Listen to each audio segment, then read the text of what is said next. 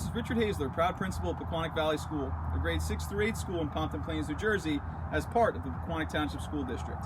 And welcome to this week's episode of Learning Sparks, where we learn and grow together, talking about instructional strategies that enhance student learning in your classrooms. Well, throughout New Jersey, schools really only have a couple of weeks left. In this week's episode of Learning Sparks, I'd like to talk about how we can make a difference with those students as we finish up a strong school year. You know, as I was on Twitter this week, I saw a quote that got me reflecting, and it said, "Believe in the child no one else believes in, because it takes just one adult to turn a child around." You know, as school comes to a close, there's a lot of energy and excitement in the air. Quizzes and tests are coming to an end, projects are finishing up, hallways and bulletin boards are emptying and being taken down, and for some students, that can be real exciting, but for others, it can really bring a lot of anxiety and stress. Because the daily routines of school, students really thrive on and need the structure. And so when students know that that's coming to an end, it can bring a lot of anxiety.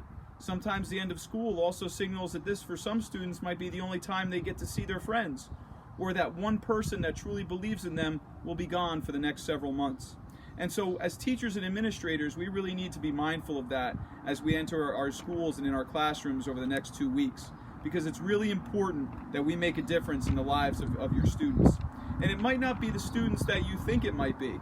It could be your straight A students. It could be the quiet student that sits in the back of your classroom.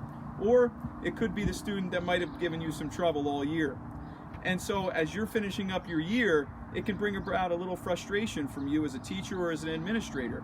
Because you want that energy and excitement, but it may not be there for all of your students.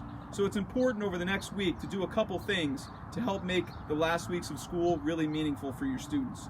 Number one, keep your lessons engaging and exciting. Don't give students a lot of downtime.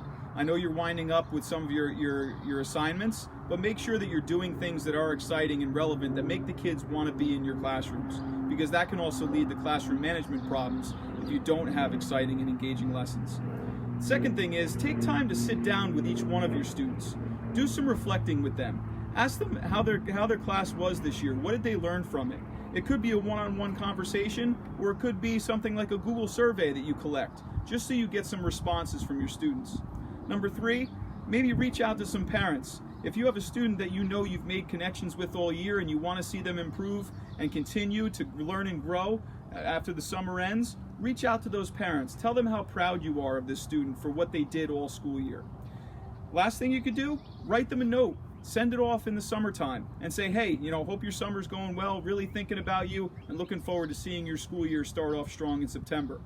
When you're making differences and making connections in those last weeks, you are helping those students who may be struggling in making those transitions. Because as exciting as the end of the school year can be, it can also bring about some stress and anxiety for our kids. So keep that in mind. Believe in that child that no one else might believe in, because it only takes you that can really turn that student around. So thanks a lot for joining me on this week's episode of Learning Sparks.